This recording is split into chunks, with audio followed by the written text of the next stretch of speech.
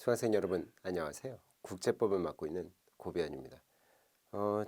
지금 국가 승인 부분을 이야기 드리고 있죠. 국가의 유형을 지난번 시간에 공부하셨는데 국가의 유형은 그렇게까지 중요한 건 아니고 설명을 드렸고 국가 승인 부분이 훨씬 중요하다. 국가 승인이라는 건 이제 창설적 효과냐 선언적 효과냐 그러면 이 현대 사회에서는 선언적 효과 확인해 주는 정도로 이해하죠. 창설적 효과설인 과거 느낌이긴 한데 여전히 그렇다 하더라도 이 분리독립하는 국가들 상황에서는 창설적 효과설이 완전히 무시될 수는 없는 이런 기능을 가지고 있다라고 말씀드릴 수 있죠. 특히나 이 효과 같은 걸 생각해 보시면 이 국제법적 효과보다 이제 국내법적 효력들이 중요해요. 그래서 이제 국가 승인이 있어야지만 주권의 면제 개념을 들여올 수 있거든요. 그런 부분에서 이제 창설적 효과설의 어떤 성질을 갖게 되는 부분이 있는 거죠. 그래서 이제 국가 승인 부분, 이 부분 이제 시험에도 나오기 때문에 그 내용들을 익혀두셔야 됩니다. 그래서 계속적으로 이 국가 승인의 이제 취소 또는 철회라고 부르는 이 부분부터 이어나가도록 하겠습니다. 이 국가 승인의 취소, 철회, 정확히 이제 법적으로 취소와 철회는 좀 구별되는 개념이긴 합니다. 그러나 이 국가 승인이라는 것 자체가 정치적 의미가 좀 강하고, 물론 이제 사실상 승인이 됐든 법률상 승인이 됐든 법적 효과들은 있지만, 그래서 이제 같이 불러도 될 것 같아서 이렇게 써놨는데, 이 몬테비데오 협정이라고 해서 1934년 계속 나오죠. 여기서는 승인을 철회할 수 없다. 그러니까 승인 자체는 무조건적이어야 된다고 얘기했지 않습니까? 여기서 그다음에 3번 한 승인을 취소 또는 철회할 수 없는 게 원칙인 겁니다. 하지만 이 뭡니까? 아예 시기상조의 승인은 아예 의미가 없는 거고 이거는 원칙적으로 무효고 다만 이게 이 사실상 승인을 사회 처리할 수 있다는 이런 개념들이 있어요. 그러니까 원칙은 이건데 처리할 수 없는 게 원칙이고 현대 사회는 거의 이런데 과거에 사실상 승인은 처리될 수 있지 않느냐 이런 이야기들이 나왔던 거죠. 사실상 승인이라는 것은 범죄적 승인으로 넘어가는 과도기적 상황이라고 말씀드렸어요. 그러다 보니 이 과거에 이제 18세기 이제 중남미 국가들, 볼리비아니 이런 나라들이 있어요. 이제 그 중간에 지금 파라과이니 이런 구아구아 이런 나라들 있지 않습니까? 에콰도르니 이런 나라들이 이 스페인으로부터 이제 독립들을 거의 다 하게 되는데 이 과정에서 이제 미국이 이제 승인 철회를 한 바가 좀 있습니다. 그러니까 꽤 많은 나라 그 지금 만들어진 나라들 말고도 다른 나라들도 작은 나라들이 굉장히 많이 만들어지고 좀 부침이 있었거든요.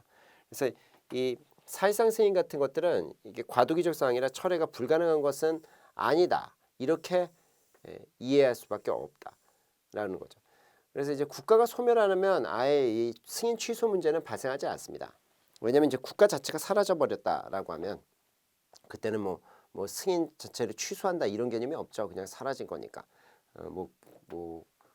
경우에 따라서 이제 남베트남 같은 경우는 사라져 버렸잖아요.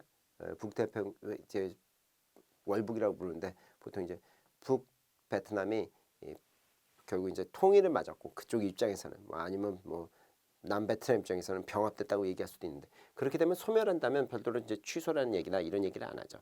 그다음에 외교관계 다만 이제 이걸 좀 알아두셔야 되는데 외교관계 단절이 국가 승인의 철회를 의미하지는 않습니다. 이거는 똑같아요. 승인이 곧 뭐예요? 이 외교관계의 수립을 얘기하지는 또 않거든요. 그래서 이게 거의 비슷비슷하게 동일하게 이제 일어나가는 거지만 비슷하지만 이게 곧 이것이다 이렇게 얘기할 수는 없거든요. 그러니까 똑같아요. 단절이 곧 국가 승인 철회라고 얘기할 수는 없습니다.